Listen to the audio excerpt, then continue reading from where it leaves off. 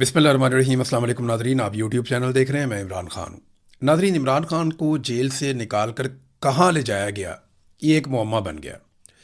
कोई नहीं जानता। लोग अस्पतालों की तरफ भागे, कोई यहाँ भाग रहा है, कोई वहाँ भाग रहा है। जुनेद अकबर, शाहिद खट्टक और बाकी लोग वो अपना अलग अलग क्लेम कर रहे हैं। मीडिया अपनी अलग खबर दे रहा है। एक्चुअली हुआ क्या, एक दो चीज़ें तो आप अपने जहन में रख लें कि अडियाला जेल की कोई भी खबर पाकिस्तान के नेशनल मीडिया पे एस्टेब्लिशमेंट की अप्रूवल के बगैर नहीं चलती। ना तो ये खबर रिपोर्टर फाइल कर सकता है, ना न्यूज़ रूम इसको एंटरटेन कर सकता है, और ना इसे खबरनामे में शामिल किया जा सकता है जब तक कि इसकी अप्रूवल नहीं आएगी। ये बात आप क्लियर कर लें कि इमरान खान का नाम जैसे नहीं चलता, वैसे ही ये क्लैरिटी आपको होनी चाहिए कि अडियाला जेल से निकलने वाली हर खबर एस्टेब्लिशमेंट की अप्रूवल के बगैर मीडिया की जीनत नहीं बन सकती। अगर मीडिया पे ये खबर चली है और दो चार चैनल ने चलाई है, तो इसके पीछे एस्टेब्लिशमेंट की इतनी अप्रूवल ज़रूर थी कि इमरान खान साहब को अस्पताल ले जाया जा रहा है। अस्पताल नहीं लेकर आए इमरान खान साहब को, तो लेकर फिर कहाँ गए? यानी उनकी मर्जी के बगैर तो चल नहीं सकती। अब जो जर्नलिस्ट हैं वो अभी भी बज़िद हैं। मेरी दो लोगों से बात हुई, उन्होंने कहा जी कि हम आपको पक्की खबर दे रहे हैं। अच्छा, ये मेरी अपनी ज़ाती खबर नहीं है। मुझे क्लेम करके दो सहाफ़ियों ने कहा हम आपको पक्की खबर दे रहे हैं कि 10:50 के बाद इमरान खान साहब को अडियाला जेल से बाहर निकाला गया था। तो मैंने उनसे कहा किसी ने इमरान खान को देखा? उन्होंने कहा जी इमरान खान साहब का स्क्वाड अडियाला जेल से बाहर निकला था और फिर यह खबर चली थी। तो वो स्क्वाड इमरान खान के बगैर तो निकलता नहीं। स्क्वाड का मतलब ये नहीं है कि इमरान खान साहब की अपनी गाड़ियां वहां पे खड़ी हैं।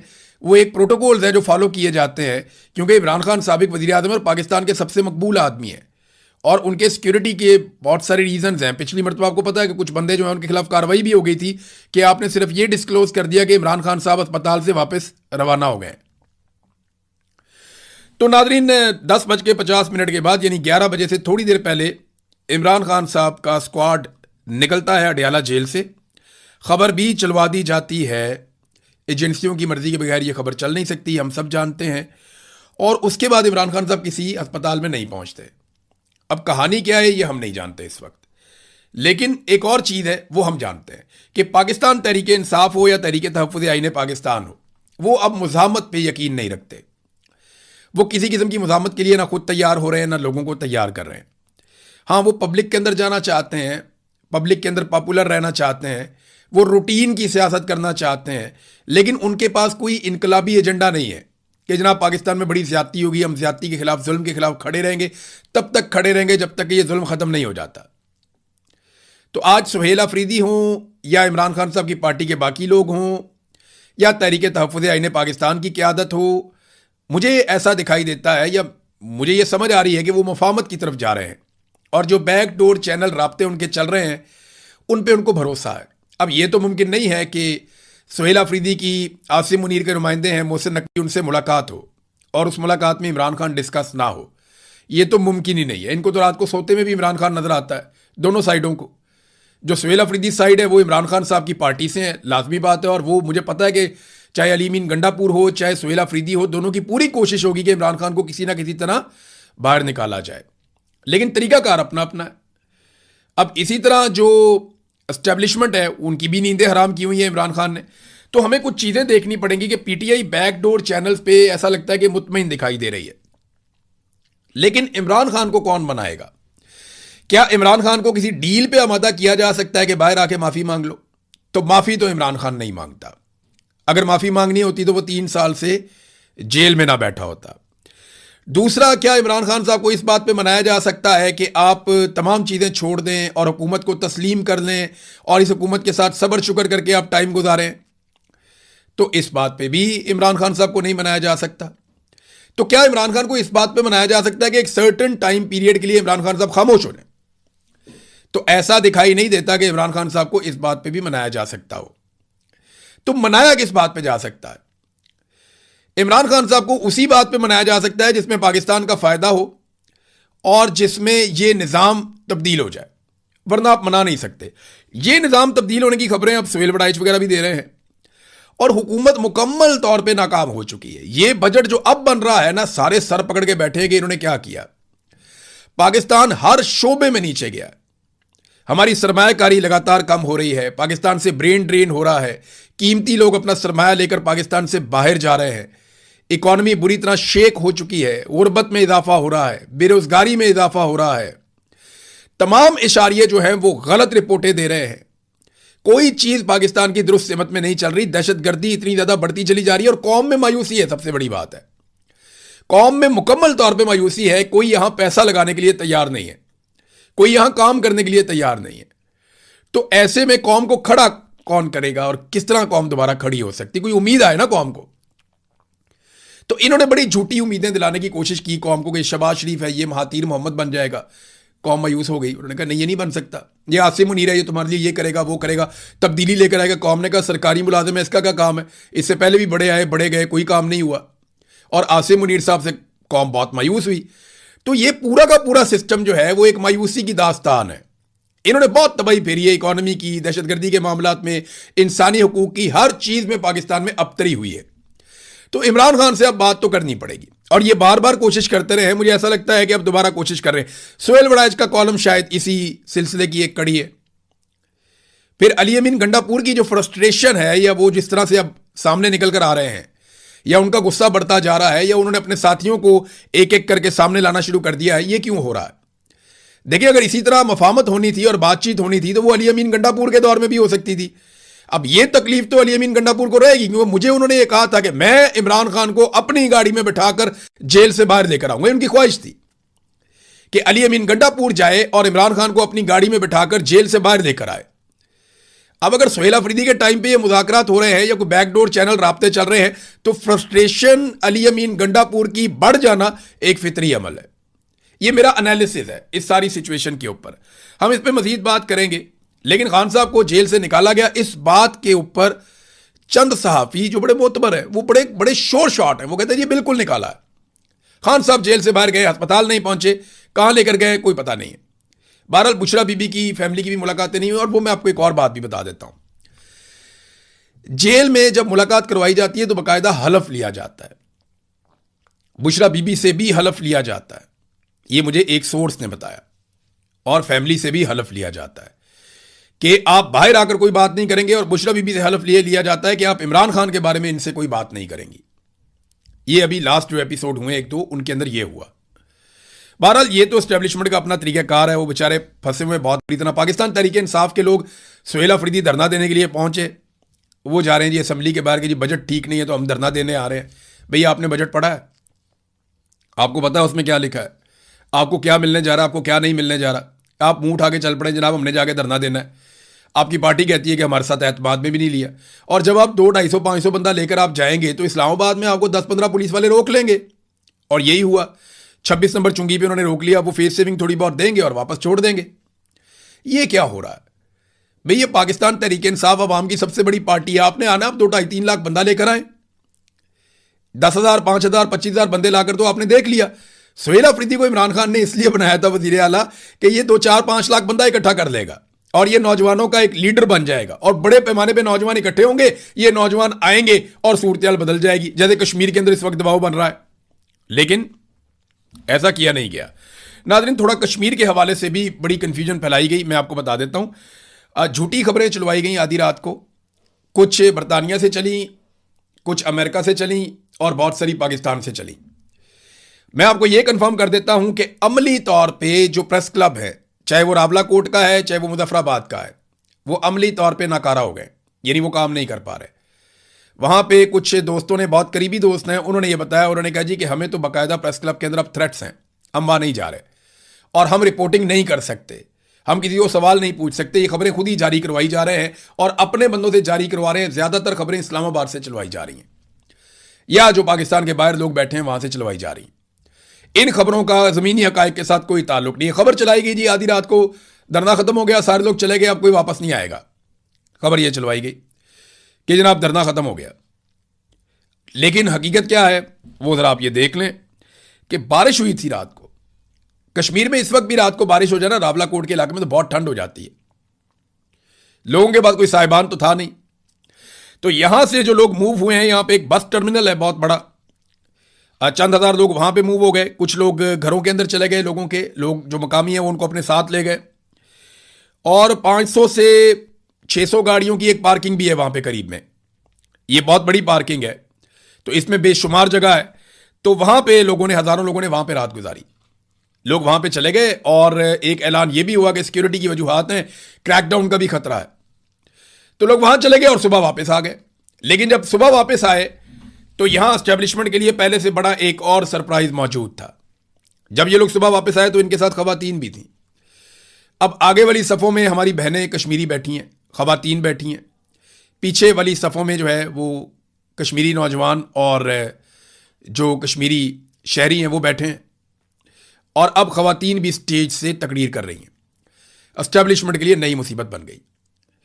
कश्मीर में खवातीन का एहतराम और उनकी रवायात बिल्कुल मुख्तलिफ हैं। वहां पे खवातीन नॉर्मली जलसों में, जुलूसों में इस तरह शिरकत नहीं करती, लेकिन इस वक्त वो भी इसके अंदर शामिल हो गई हैं क्योंकि खून बहाया जा रहा है। और खवातीन की शमूलियत के बाद जो एस्टेब्लिशमेंट है उसके पास ये चांस खत्म होता जा रहा है कि वो अब गोली चलाएं, क्योंकि खवातीन पे गोली चलाना कश्मीर के अंदर ये फिर मामला बहुत दूर तक चला जाएगा, बड़ी मुसीबत बन जाएगी। लिहाजा खवातीन भी आ गई हैं। एस्टेब्लिशमेंट के लिए मुश्किलात मजीद बढ़ गई हैं। मैंने एक दो खवातीन की तकारीर भी सुनी और वही पिंडाल जिसके बारे में कहा जा रहा था कि ये हो गया वो हो गया, ये सेंट्रल ग्राउंड है वहां का, रावलाकोट का, कि जनाब अब वहां कोई बंदा नहीं है, तो वो पूरा का पूरा फिर भरा हुआ है। बड़ी पैमाने पर लोग वहां पर आकर बैठ गए हैं और अब एक नई हिकमत अमली है कि लोग वापस जाते हैं और फिर आ जाते हैं। यानी ये बात समझ आ गई है कि ये आसाब की लड़ाई है। कश्मीरियों को एक बात समझ आ गई कि ये आसाब की लड़ाई है, इसे ड्यूटी समझ के करना पड़ेगा। अपने काम पे जाओ वापस आओ, अपने काम पे जाओ वापस आओ, और बारी बारी यहां पे ड्यूटी दो। तो अब आप ये देखेंगे कि लोग डिस्पर्स हो जाया करेंगे, मुंतशिर हो जाया करेंगे और फिर इकट्ठे हो जाया करेंगे, और ये मुस्तकिल एक जलता हुआ टायर एस्टेब्लिशमेंट के गले में पड़ जाएगा। बैठ के बात करनी पड़ेगी, क्योंकि अभी भी देखें वहां पे आज़ाद कश्मीर में इंटरनेट, मोबाइल फोन, बहुत सारी सर्विसेज बंद की हुई हैं और क्रैकडाउन की तैयारियां की जा रही हैं। बल्कि ये खबरें दी जा रही हैं कि आज रात को कोई बहुत बड़ा क्रैकडाउन किया जाएगा। रात को सिक्योरिटी फोर्सेस के पास ये चांस था कि वो मैदान पे कब्जा कर लेते और वहां बैठ जाते, लेकिन नहीं कर पाए। मुझे लगता है कि जब दोबारा ये मैदान खाली करेंगे लोग, तो सिक्योरिटी फोर्सेस आएंगी और वो इस मैदान के ऊपर कब्जा करने की कोशिश करेंगी। लेकिन जो भी होगा हम उसको रिपोर्ट करेंगे, आपको बताएंगे कि सूरत हाल कहां तक गई। बहरहाल अभी नाजरीन यहां पाकिस्तान में बजट पेश किया जा रहा है और बजट के हवाले से जो खबरें हैं वो आम आदमी के लिए फिर उसी तरह है जिस तरह हमेशा होती हैं। यानी बहुत कम पाकिस्तान में ऐसा हुआ कि आम आदमी को बेहतर बजट मिला। अब 18,000 अरब रुपए से जायद का वफाकी बजट पेश किया गया। 4-5 चीजें मैं आपको बता दूं कि महंगाई जो बढ़ी है ना पाकिस्तान में, वो लगभग 200% बढ़ी है। 200% के करीब। यानी बिजली की कीमतें डबल से ज्यादा, गैस की कीमतें डबल से ज्यादा, पेट्रोल की कीमतें डबल से ज्यादा, और इनकी वजह से बाकी चीजों की कीमतें भी बढ़ गई हैं। आटे की जो बोरी 1100 रुपए की थी वो 3,000 के आसपास फिरती है। तो हर चीज की कीमत दुगनी से ज्यादा, 3 गुना 2 गुना ऐसे हो गई है। जबकि जो तनख्वाहों में इजाफा किया गया वो 7% और पेंशन में इजाफे की जो तजवीज है वो 7% है। यानी महंगाई लगभग 200% और तनख्वाहें और पेंशन बढ़ेगी सिर्फ 7%। तो गरीब आदमी का तो इन्होंने कचूमर निकाल के रख दिया है। एक और चीज है तरक्याती बजट। ये नाज़रीन वो सारी तरक्याती स्कीमें होती हैं जो आपके लिए बनती हैं। स्कूल, यूनिवर्सिटीज़, अस्पताल, प्ले ग्राउंड्स, बहुत सारी फैसिलिटीज़, बहुत सारे पुल, सड़कें, ये तरक्याती बजट इनके ऊपर होता है। तो तरक्याती बजट आधे से भी कम कर दिया ये पाकिस्तान की मौजूदा सरकार ने, क्योंकि ये तो तरक्की करने आए थे ना। ये किन बुनियादों पर आए थे कि जी इमरान खान तरक्की नहीं कर रहा, नंबर 1। नंबर 2, इमरान खान के दौर में महंगाई बहुत ज़्यादा है। तो अब इन्होंने ये हालात कर दिए हैं कि तरक्याती बजट को कम करते करते करते जितना बच गया था उसको भी आधा करने जा रहे हैं, आधे से भी कम। एक तो अब आपके जितने पुराने बड़े प्रोजेक्ट हैं, ये वज़रा खुद मान रहे हैं कि वो अब नहीं चलेंगे। आपके बड़े बड़े प्रोजेक्ट पाकिस्तान में जो बन रहे थे तरक्की के लिए, वो अब नहीं चलेंगे। नंबर 2, कोई नया प्रोजेक्ट अब ये शुरू नहीं कर पाएगी हुकूमत। यानी किसी नए प्रोजेक्ट पे अमल दरामद नहीं कर पाएंगे। जो चीजें हैं उनको बेच के ये गुजारा करेंगे कर्जे ले लेकर, और ये कुछ नहीं कर पाएंगे। तो तरक्याती बजट खत्म होने का मतलब यह है कि पाकिस्तान में तरक्याती मंसूबे खत्म। अब आप तरक्की नहीं कर सकेंगे। एक तरफ सुहेल अफरीदी जो है वो सरप्लस बजट देके वफाक की मदद करते हैं, अरबों रुपया खैबर पख्तूनख्वा की अवाम का अरबों रुपया उनको कुर्बान कर देते हैं, उनके ऊपर, एस्टेब्लिशमेंट के ऊपर और वफाकी हुकूमत के ऊपर, और साथ में एहतजाज करने भी जा रहे हैं। कुछ समझ आ रही है बात की? एक तरफ उनके हाथ मजबूत कर रहे हैं, उनको मजबूत कर रहे हैं, उन्हें फायदा दे रहे हैं, अपने अवाम का हक छीन कर उनको दे रहे हैं, और दूसरी तरफ उन्हीं के खिलाफ एहतजाज करने जा रहे हैं। को बात समझ नहीं आ रही। 2 दिन पहले आप उनके साथ वहां मुज़ाकरात में बैठे थे, मीटिंग में बैठे थे, अपनी चीजें उनके सामने रख देते आप, और अगर एहतजाज करना था तो वहां एहतजाज करते, बाहर निकल आते, कहते जी मैं एहतजाज करता हूं, मैं इस आदमी के साथ तस्वीर भी नहीं बनवाता। वहां जनाब सारी बातें तय करके उसके साथ फोटो बना के बाहर निकल आए। अब जनाब वहां से बंदे लेकर आ रहे, मैं एहतजाज करने जा रहा हूं। लोग रोटी को चोची कहते हैं, बेवकूफ है लोग। लोगों को सारा कुछ नजर आ रहा है, लोग बेवकूफ नहीं है। दिफाई बजट में नाज़रीन इजाफा किया गया, ये जरूर डिस्कस होना चाहिए। 17.6% दिफाई बजट पाकिस्तान का बढ़ा दिया गया। बहुत अच्छा फैसला है, पाकिस्तान को अपना दिफा मजबूत करना चाहिए, लेकिन साथ ही साथ चंद चीजों की टाइमलाइन भी बतानी चाहिए। हमारे दिफा में जो मेन नुक्ता है, सबसे मेन नुक्ता वो ये है कि कश्मीर को आजाद करवाना है पाकिस्तान की फौज ने भारतीय फौज के साथ जंग करके, ये बताया गया हमें हमेशा। इसकी कोई टाइमलाइन बता दें कि अब बजट इतना ज्यादा बढ़ रहा है तो किस दिन कश्मीर आजाद हो जाएगा, थोड़ा ये भी बता दें। दूसरा ये बताएं कि इंटेलिजेंस एजेंसियों की नाकामियां खत्म करने का तरीकाकार क्या होगा, क्योंकि लगातार पाकिस्तान में दहशतगर्दी का ग्राफ ऊपर जा रहा है, ऊपर जा रहा है, ऊपर जा रहा है, ऊपर जा रहा है। तो ये दहशतगर्दी का ग्राफ नीचे कैसे आएगा, इसकी भी कोई टाइमलाइन बताएं, कैसे करेंगे। बजट जरूर बढ़ाना चाहिए, दिफा का बजट बढ़ाएं, लेकिन काम भी करें ना। आप जब भी किसी को पैसा देते हैं तो आप पूछते हैं कि तुमने कितना काम किया, क्या काम किया। तो बतौर पाकिस्तानी हमारी पूरी कौम का यह हक है कि हम पूछें कि जनाब हम इतना बड़ा दिफाई बजट दे रहे हैं, हमारे दिफा के लिए क्या किया जा रहा है। क्या कश्मीर आजाद करवा लिया जाएगा? भारत ने पाकिस्तान के पानियों के ऊपर जो कब्जा कर लिया है, जो लगातार वो रस्ते बनाता जा रहा है, डैम बनाता जा रहा है, क्या उन्हें गिरा दिया जाएगा डैम्स को? पाकिस्तान का पानी आजाद करवा लिया जाएगा? यह सवाल भी पूछना चाहिए। तो बजट जरूर देना चाहिए। दिफाई बजट में इजाफा बिल्कुल जरूरत हो सकती है, आपको दिफाई बजट में इजाफा करना चाहिए। 17.6% इजाफा किया, 70% भी कर लेते तो हमने क्या बिगाड़ लेना था। लेकिन सवाल तो पाकिस्तानी कौम पूछ सकती है ना कि कश्मीर आजाद कब होगा, पाकिस्तान का पानी जो है वो दुश्मन के कब्जे से कब छुड़वाया जाएगा, और पाकिस्तान में दहशतगर्दी कब खत्म की जाएगी। तो इन सवालात के जवाबों के साथ जो है वो एक टाइमलाइन दे दें, और साथ में दिफाई बजट जितना बढ़ाना है बढ़ाएं।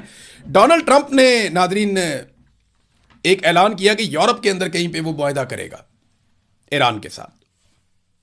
लेकिन ट्रंप का दावा है कि जो मौजूदा खामनाई है, मुश्तबा खामनाई, उन्होंने मंजूरी दे दी है और कोई एमओयू साइन होने वाला है और कोई जंगबंदी का पक्का मुआहदा अमेरिका और ईरान के बीच में होने जा रहा है। और इसके लिए उन्होंने कहा कि यूरोप के किसी मुल्क पे हम ये करेंगे। ये तो पाकिस्तान में होना चाहिए था, क्योंकि सालिस पाकिस्तान है। जब अमेरिका का कोई साथ नहीं दे रहा था तो पाकिस्तान साथ दे रहा था। तो मैं आपको ये बता देता हूं कि जो टास्क दिया गया था पाकिस्तान के फील्ड मार्शल को डोनाल्ड ट्रंप की जानिब से, वो एज इट इज नहीं हो पाया। अमरीकी शराइत के ऊपर पाकिस्तान ईरान को नहीं ला पाया। ईरानियों ने अपने हकूक सरेंडर नहीं किए। ईरानियों ने जंगबंदी का वो तरीकाकार कबूल नहीं किया जिसमें जिल्लत हो।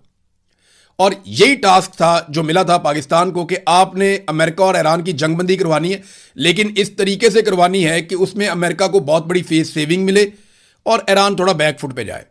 तो ईरान ने वो कबूल नहीं किया। हाँ, ईरान ने ये जरूर कहा कि सालसी होनी चाहिए, मुज़ाकरात होने चाहिए, मुआहदा होना चाहिए, ये वो कबूल करता है। लेकिन पाकिस्तान जो मनवाना चाह रहा था, अमेरिका जो पाकिस्तान के जरिए करना चाह रहा था, पाकिस्तान वो डिलीवर नहीं कर पाया।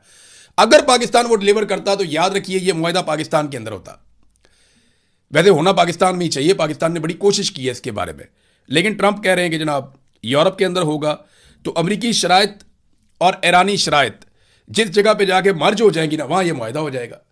और अगर यही मुआहदा होना था जो अमेरिका को अब दिखाई दे रहा है, तो ये तो ईरान के साथ अमेरिका खुद भी कर सकता था, या कतर भी करवा सकता था, या कोई भी मुल्क करवा सकता था। बहरहाल अब देखते हैं कि ये यूरोप में जाकर होता है, किसी और मुल्क में होता है, कहां पे होता है। इन चीज़ों पे हम नज़र रखेंगे, आपके साथ शेयर करते रहेंगे। अब तक के लिए इतना ही। अपना ख्याल रखिएगा, अपने इस चैनल का भी। अल्लाह हाफिज़।